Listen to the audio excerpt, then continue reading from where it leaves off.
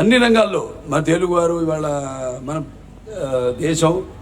దేశమే కాకుండా ప్రపంచం, అటు క్రీడా రంగంలో అయితేనేమి మన వాళ్ళందరూ కూడా మన దేశపు ఘనకీర్తిని చాటుతున్నారు.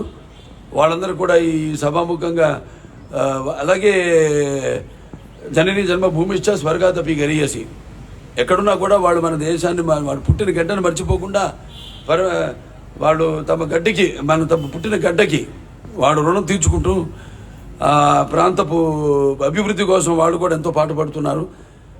వాళ్ళందరూ కూడా ఇవాళ మరి రాష్ట్రం అభివృద్ధి కోసం అటు ఆర్థికంగా, సాంకేతికంగా, లేకపోతే సామాజికంగా, లేక రాజకీయంగా కూడా ఎంతోమంది ఇక్కడ మనవాళ్ళు, అక్కడున్న వాళ్ళు, లేకపోతే అక్కడ మనవాళ్ళు, ఇక్కడి నుంచి వెళ్ళిన వాళ్ళు, వలస వెళ్ళిన వాళ్ళందరూ కూడా ఎంతో బ్రహ్మాండంగా వాళ్ళ తెలివితేటలు ప్రదర్శిస్తూ ఇవాళ అన్ని రంగాల్లో కూడా ప్రపంచం వ్యాప్తంగా కూడా అన్ని రంగాల్లో ప్రథమ స్థానంలో ఉండి ఎంతో దేశపు ఆర్థిక, సామాజిక, లేకపోతే సాంఘిక అభివృద్ధికి ఎంతో తోడ్పడుతున్నారు.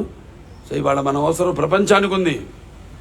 ఇవాళ అన్నిటికన్నా ముఖ్యంగా మనం ఈరోజు ఆలోచించాల్సింది దేశం మనకి ఏం చేసిందని కాదు, దేశానికి మనం ఏం చేస్తున్నాం అనేది. ఇవాళ మన దేశం ఇవాళ ఆర్థిక సంక్షోభంలో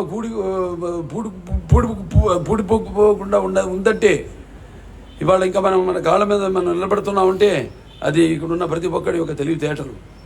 అందుకే మన దేశం ఇవాళ ఇంకా ఆర్థికంగా మనం బలంగా ఉన్నాం. మనం ఆర్థికంగా కాబట్టి మనం తెలివితేటలు తుచ్చమైన వీటి కోసం ఉపయోగించుకోకుండా తమ స్వార్థం కోసమో లేకపోతే తమ బాగోగుల కోసమో కాకుండా మొత్తం సామాజిక అభివృద్ధి కోసం, అందరి యొక్క అభివృద్ధి కోసం మీరంతా కృషి చేయాలని ఈ యొక్క 78వ స్వాతంత్ర దినోత్సవ సందర్భంగా అందరూ శపథం చేయాలని ఈ సభాముఖంగా తెలియజేసుకుంటూ నేను సెలవు తీసుకుంటున్నాను.